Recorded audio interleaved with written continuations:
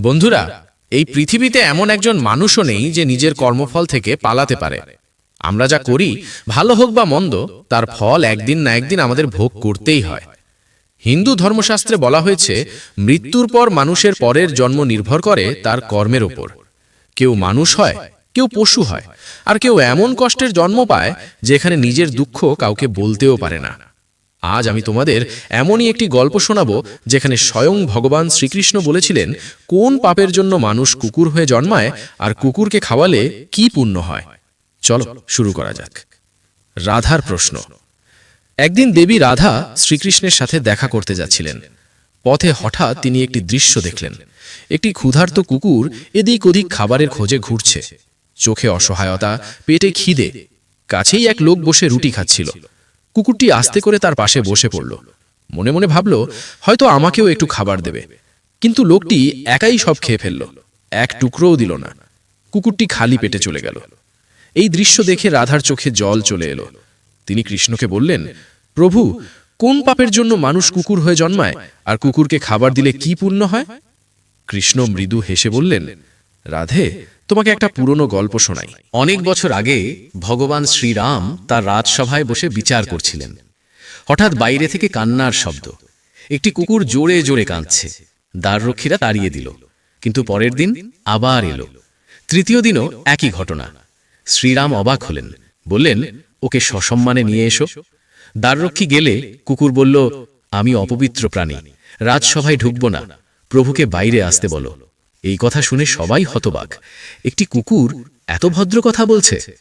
শ্রীরাম নিজেই বাইরে এলেন। কুকুরের অভিযোগ। শ্রীরাম স্নেহভরে জিজ্ঞেস করলেন, কেন কাঁদছ? কুকুর কাঁদতে কাঁদতে বলল, প্রভু, এক সন্ন্যাসী আমাকে পাথর মেরেছে, আমার পা ভেঙে গেছে, আমি হাঁটতে পারছি না, আমাকে বিচার দিন। শ্রীরাম সঙ্গে সঙ্গে সন্ন্যাসীকে ডেকে পাঠালেন।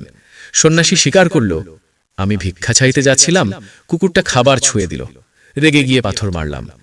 শ্রীরাম রেগে বললেন, তুমি সন্ন্যাসী হয়েও এত নিষ্ঠুর, ক্ষুধার্ত প্রাণীকে মারলে, এ মহাপাপ।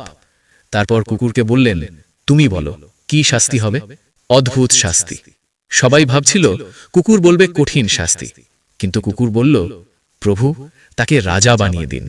সবাই হতবাক। সন্ন্যাসী তো খুশিতে আত্মহারা। রাজপোশাক, সিংহাসন, ক্ষমতা সব পেল। লোকেরা বুঝতেই পারছিল না এটা শাস্তি নাকি পুরস্কার। তারা কুকুরকে জিজ্ঞেস করল, তুমি এমন করলে কেন? কুকুর দীর্ঘশ্বাস ফেলে বলল, গত জন্মে আমিও রাজা ছিলাম।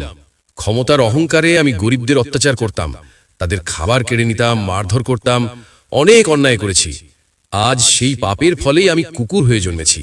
দাঁড়ে দাঁড়ে ঘুরি, লাথি খাই, খিদের জ্বালা সহ্য করি। তারপর বলল, আমি চাই সেও রাজা হয়ে অহংকারী হোক, পাপ করুক, আর পরের জন্মে আমার মতো কুকুর হোক, তখন বুঝবে কষ্ট কাকে বলে। সবাই স্তব্ধ। তখন বুঝল এটা শাস্তি নয়, অভিশাপ। কৃষ্ণের উপদেশ। গল্প শেষ করে কৃষ্ণ বললেন, রাধে, যে মানুষ ক্ষমতার অপব্যবহার করে, গরিব দুঃখীদের অত্যাচার করে, অসহায় প্রাণীদের কষ্ট দেয়, তাদের পরের জন্মে কুকুর হতে হয়। আর বললেন, যে ক্ষুধার্ত কুকুর বা অসহায় প্রাণীকে খাবার দেয়, তার অনেক পাপ ধুয়ে যায়, কারণ ঈশ্বর মন্দিরে নয়, এই অসহায় প্রাণীদের মধ্যেই বাস করেন। রাধা জিজ্ঞেস করলেন, যারা প্রাণীকে মারে আবার মন্দিরে পূজা করে? কৃষ্ণ হেসে বললেন, তাদের পূজা আমি গ্রহণ করি না। শুধু স্নান বা মালা জপে পাপ দূর হয় না, মন পরিষ্কার না হলে ভক্তি বৃথা। উপসংহার। বন্ধুরা, মনে রাখবে, ক্ষুধার্তকে খাবার দেওয়া সবচেয়ে বড় পুণ্য, দুর্বলকে কষ্ট দেওয়া সবচেয়ে বড় পাপ। কর্মফল থেকে কেউ পালাতে পারে না। তাই আজ থেকে যদি পারো, একটা কুকুরকে, একটা গরুকে, একটা ভিখারিকে একটু খাবার দিও। হয়তো সেই ছোট কাজটাই তোমার বড় পাপ মুছে দেবে। সবাই একবার প্রেম ভরে বলো, রাধে রাধে, জয় শ্রীকৃষ্ণ।